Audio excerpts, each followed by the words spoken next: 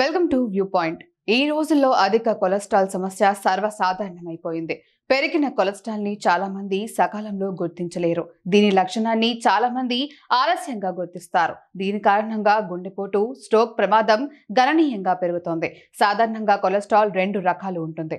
ఒకటి చెడు కొలెస్ట్రాల్, రెండు మంచి కొలెస్ట్రాల్. మన శరీరంలో చెడ్డ కొలెస్ట్రాల్ ఎక్కువయ్యే ప్రమాదం, చెడు కొలెస్ట్రాల్ ఎక్కువగా ఉంటే గుండె జబ్బులు, స్ట్రోక్, గుండెపోటు, హైపర్ టెన్షన్ వచ్చే ప్రమాదం ఎక్కువగా ఉంటుంది. అందుకే చెడు కొలెస్ట్రాల్ ని తగ్గించుకోవాలి. జీవన శైలిలో మార్పులు, తినే ఆహారంపై దృష్టి పెట్టాలి. కొన్ని ఆహారాలు తినడం వల్ల చెడు కొలెస్ట్రాల్ పెరుగుతుంది. వేయించిన ఆహారాలు, junk food, spicy food, sodium, చక్కెర ఎక్కువగా ఉండే ఆహారాలు తినడం వల్ల చెడు కొలెస్ట్రాల్ ప్రమాదం పెరుగుతోంది. కొన్ని కూరగాయలను తీసుకోవడం వల్ల శరీరంలో పెరిగిపోయిన చెడు కొలెస్ట్రాల్ క్లీన్ అవుతోంది. అధిక కొలెస్ట్రాల్ బారి నుంచి కాపాడే ఆ కూరగాయలేంటో ఓ లుక్ ఇద్దాం.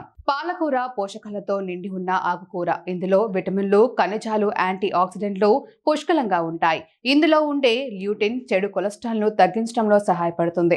ల్యూటిన్ ధమనుల గోడలపై కొలెస్ట్రాల్ విక్షేపణను నిరోధిస్తుంది. దీంతో గుండె జబ్బుల ప్రమాదం తగ్గుతుంది. అంతేకాకుండా పాలకూరలో అధిక మోతాదులో ఫైబర్ కూడా ఉంటుందని, ఇది కొలెస్ట్రాల్ స్థాయిని నియంత్రించడంలో సహాయపడుతుంది. రోజు పాలకూర తినడం ద్వారా కొలెస్ట్రాల్ స్థాయిని సమతుల్యంగా ఉంచుకోవచ్చని నిపుణులు అంటున్నారు. బ్రోకలీ చెడు కొలెస్ట్రాల్ ను తగ్గించడంలో సహాయపడే మరొక సూపర్ వెజిటబుల్. ఇందులో అధిక మొత్తంలో ఫైబర్ ఉంటుంది. ఇది శరీరంలో పెరిగిన కొలెస్ట్రాల్ ను తగ్గించడంలో సహాయపడుతుంది. అదనంగా బ్రోకలీలో సల్ఫోరాఫేన్ సమ్మేళనంగా ఉంటుంది. ఇది కొలెస్ట్రాల్ స్థాయిలను తగ్గించడంతో పాటు గుండె ఆరోగ్యాన్ని మెరుగుపరుస్తుంది. దీనిని ఉడికించి లేదా సలాడ్, సూప్, స్మూతీల్లో తీసుకోవచ్చు. వెల్లుల్లి ఆహార రుచిని పెంచడమే కాకుండా చెడు కొలెస్ట్రాల్ ను తగ్గించడంలో కూడా ప్రభావవంతంగా ఉంటుంది. వెల్లుల్లిలో ఆలిసిన్ అనే సమ్మేళనం ఉంటుంది. ఇది కొలెస్ట్రాల్ స్థాయిని తగ్గించడంలో సహాయపడుతుంది. వెల్లుల్లిని క్రమం తప్పకుండా తినడం వల్ల ఎల్డిఎల్ కొలెస్ట్రాల్ తగ్గుతుంది. దీంతో పాటు హెచ్డిఎల్ కొలెస్ట్రాల్ పెరుగుతుంది. మీరు దీన్ని పచ్చిగా తినవచ్చు, లేదంటే వంటల్లో కలిపి తినవచ్చు.